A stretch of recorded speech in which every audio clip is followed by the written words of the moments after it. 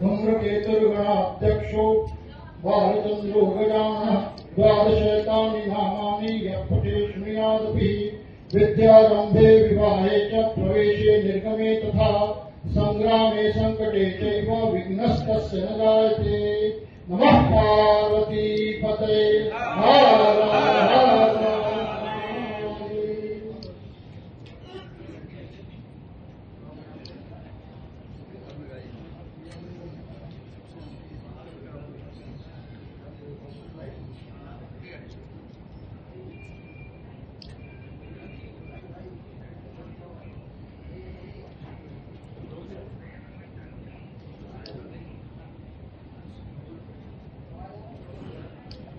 अपनी बात को प्रारंभ करूं। मैं चाहूंगा कि बार मेरे साथ पुनः मां भारती का जय घोष अंतर मन से और दोनों भुजाओं को उठा करके बोलेंगे, भारत माता की जय, भारत माता की जय, भारत माता की जय, वंदे मातरम, वंदे मातरम, वंदे मातरम। नमः पार्वती पतये हर हर। शेखर शर्मा जी, आदरणीय सचिन सनातनी भैया, आदरणीय सतीश चंद्र मिश्रा चाचा, आदरणीय धर्मेंद्र त्रिपाठी जी और सामने बैठे हमारे हिंदवानी वार्षिक महानगर के अध्यक्ष भाई अजय सिंह जी, महानगर के उपाध्यक्ष भाई प्रकाश जायसवाल जी, रघुवीर सिंह जी और कई संस्थाओं के हमारे यहाँ पे साथी, मैं उन सभी का हृदय से अभिनंदन करते हुए मैं कुशाग्र मिश्रा जी का मातृशक्ति के रूप में उपस्थित बहने में उनका अभिनंदन करते हुए और सभी संस्थाओं के वरिष्ठों का। आप जैसे देवतुल्य लोग ही पढ़ाते हैं, तो इस सम्मानित सभागार में आप सभी का हृदय से स्वागत और अभिनंदन है।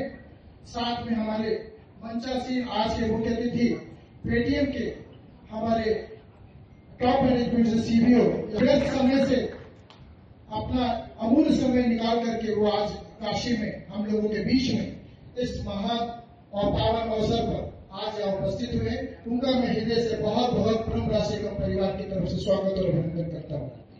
साथ में हमारे बीच में हमारे शहर के ही लोकप्रिय के रूप में आयोजित करने वाली संस्था जो बहुत ही कम समय में पूरे विश्व स्तर पर जिनका सामाजिक सरोकार के क्षेत्र में नाम है, ब्रह्मराज निगम के संस्थापक हमारे बड़े भाई आदरणीय श्री सतीश सनातनी जी, पेटीएम से आए वरिष्ठ अधिकारी हमारे बीच जो हमारे अतिथि के स्वरूप में बैठे हुए हैं, आदरणीय सतीश चंद्र मिश्र जी हमारे भावक स्वरूप जो है, और हमारे भाई और तमाम जगहों पे अपनी जन सेवा से लोगों के बीच में अभी हमारे बीच हमारे लोकप्रिय कैंट विधायक हमारे बीच उपस्थित हैं। मैं चाहूंगा कि उनका जोरदार तालियों से स्वागत और सुलभ रूप से सदा सर्वदा हर दुख में सुख में साथ देने वाले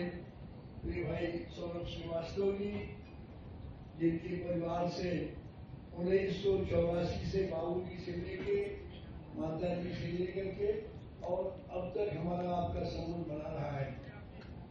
इस कार्यक्रम के संस्थापक और हमारे ब्रह्म राष्ट्र निगम के संस्थापक अध्यक्ष सचिन सनातनी जी, नौजवानों और बुजुर्गों सब में लोकप्रिय भाई भोला जी और श्री धर्मेंद्र त्रिपाठी जी, जो तमाम सामाजिक संगठनों के साथ परिचय तो लेना नहीं है जी, आप परिचय से मोहताज भी नहीं है। ये आज जो प्रोग्राम आप लोगों ने आयुष सभागार में किया है, क्या उद्देश्य है? उद्देश्य है कि जैसे अभी कुछ ही वर्ष पूर्व जो है, जिस तरीके से कोविड काल में हम लोग पूरा विश्व ग्रस्त था, परेशान था एक ऑक्सीजन के लिए। उस समय ऑक्सीजन की उपलब्धता भी नहीं थी और अचानक से ऐसी आए संकट में हम लोग किस तरीके से उससे हम लोग उभरे हैं। और आज हम पूरा मतलब जो भी लोग आज जीवित हैं और कहते हैं कि जहाँ प्रभु की कृपा रही है, तो ऐसे दोबारा ऐसी घटनाएं न होने पाए, और हमें पेटीएम की तरफ से एक आर्थिक सहयोग मिला जो CSR के माध्यम से उन्होंने उनके सौजन्य से हम लोग कुछ ऐसे अस्पताल जो सामाजिक गतिविधियों में उनकी संलग्नता रही है और लगातार निःशुल्क सेवाएं स्वास्थ्य की करते चले आ रहे हैं। तो ऐसे ही हम लोगों ने एक योजना बनाई, लगभग 65 ऐसे ऑक्सीजन कंसंट्रेटर है कि जैसे कुछ मारवाड़ी हॉस्पिटल में भी अभी हमारे माननीय विधायक जी ने भी रेफर किया था, क्योंकि अभी तो शुरुआती था। तो जिनसे अभी हमारे संपर्क हो पाए उन अस्पतालों को अभी आज हम लोगों ने लगभग 11 हॉस्पिटल को आज हम लोगों ने ऑक्सीजन कंसंट्रेटर देने का कार्य किया है पेटीएम के माध्यम से। और प्रयास ये किया जा रहा है कि उनके स्वास्थ्य में हम लोग ऐसे कुछ ऐसे शिविर लगाएं जो जरूरतमंदों के लिए काम है। तो एक यही उद्देश्य है कि हम जन भावना को हम किस तरीके से सेवा कर सकते हैं, इसी भाव से हम लोगों ने ऑक्सीजन कंसंट्रेटर को यहाँ पर दिया। ये काम जो हुआ है ये हमारे हिसाब से बहुत लेट हुआ और इसको और पहले होना चाहिए था ताकि कोरोना में कुछ मदद मिल जाती इस मशीन से। देखिए ऐसा है कि न तो समय किसी के हाथ में है न भाग्य किसी के हाथ में है। तो जो समय की जो उपलब्धता है, आज ऐसा समय आया और ऐसा अनुकूल अवसर आया कि अब होता क्या कि जब कोई सहयोग की भावना से कोई हाथ बढ़ाता है तभी वो ऐसे कार्य संभव हो पाते हैं। तो आज ऐसे ही पेटीएम के माध्यम से हमें एक ऐसा अवसर सुलभ हुआ है जिसके माध्यम से हम कुछ ऐसे अस्पतालों को हम ये सुविधाएं दे पा रहे हैं।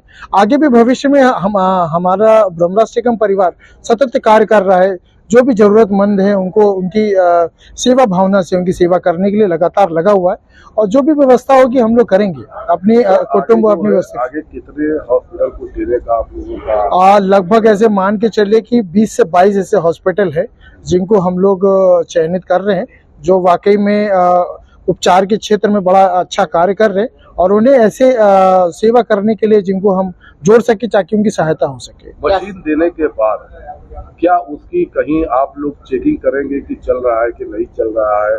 चेकिंग क्या, अब ये है कि कभी ऐसे ही वहाँ पे उसके यहाँ विजिट हो गया, देख लिया, क्योंकि कोई भी उपकरण देने के लिए ये भी बात जरूरी है कि उसका संचालन ठीक ढंग से हो रहा है या नहीं हो रहा है। तो हम लोगों ने सेवा भावना से इस कार्यक्रम को अंजाम दिया और जो उपकरण उनको उपलब्ध कराया है, कोशिश यही की जा रही है कि वो सेवा भावना से वैसे ही वो कार्य करते हैं। चैनल के माध्यम से क्या संदेश देंगे? चैनल के माध्यम से यही संदेश देना चाहेंगे कि हमने तो एक छोटा सा प्रयास किया है, जो व्यक्ति जितना सामर्थ्यवान है, जो जैसा जिसकी शक्ति है, वैसे ही जन भावना के प्रति जो है जागृत होकर के अपने सनातन संस्कृति के अनुसार जो है उसकी सेवा भाव में कार्य करता रहे। कहते हैं ना कि नर सेवा नारायण सेवा। तो आप हमारे हर व्यक्ति की अगर सेवा करते रहेंगे तो निश्चित ईश्वर भी मिल जाएगा। तो ईश्वर और कहीं नहीं है, ईश्वर सेवा भाव में छिपे हैं। तो ऐसी सेवा भावना से लेकर के सभी लोग अपने अपने क्षेत्र में जिस व्यवस्था से उनकी सेवा कर सकते हैं सेवा करते हैं। क्या सरकारी अस्पताल में भी देंगे आप?